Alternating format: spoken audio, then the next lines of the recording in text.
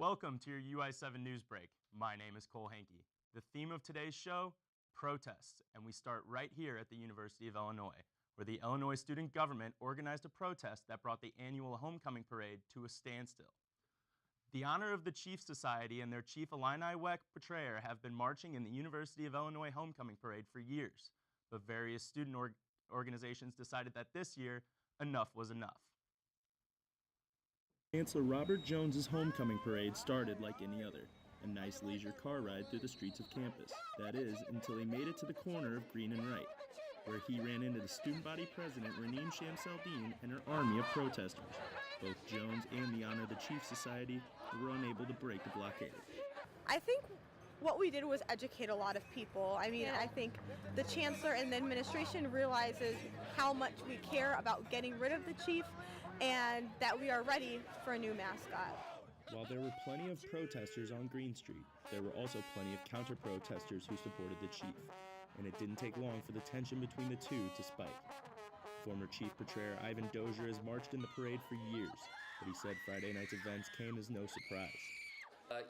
Sadly, I do feel that this is a solid representation of what the University of Illinois has come to. And this is why I have continued to fight so hard to create a dialogue. Chaos broke out when the chief and his entourage tried to walk around the blockade. Protesters and counter-protesters mixed as the chief was forced off the parade route and towards the Illini Union. The chants calling for the removal of the, quote, racist mascot by protesters confused Honor the Chief Society member Breland Mertens. Not our mascot! Not our mascot! It's my race! What about my pain? This is what tolerance looks like. Yeah. After it was clear that the protesters were not going anywhere, the police escorted the chief portrayer along with Dozier off the scene and back to their apartment. We don't know. I head with him. You guys No, he can't. There were no major injuries sustained on either side of the protest on Friday night, but the parade was cut short. The chancellor has yet to make a statement regarding the protests. While they weren't a part of the roadblock, the Illinois Homecoming Court also jumped in on the protest in different ways. 12 out of the 20 members of the Illinois Homecoming Court signed a letter to Chancellor Robert Jones requesting that the Illini get a mascot that represents all students.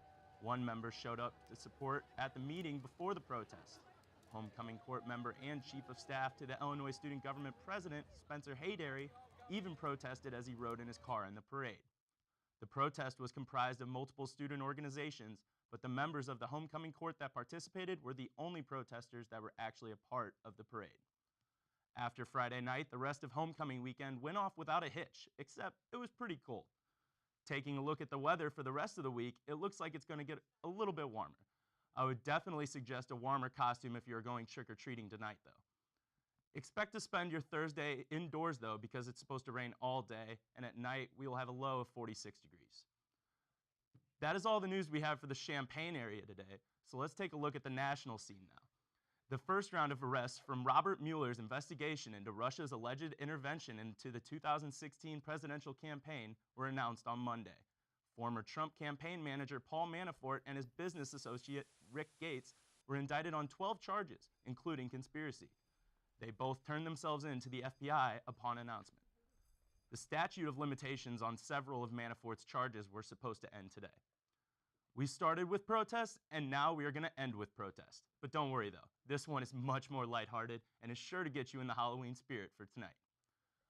A class of 4th graders in Ohio were fed up with their town's early curfew on Halloween night, so they took it upon themselves to do something about it. After being harassed by the rowdy protesters, the mayor of Brook Park, Ohio eventually gave in to their demands, extending their curfew, all but ensuring them more candy.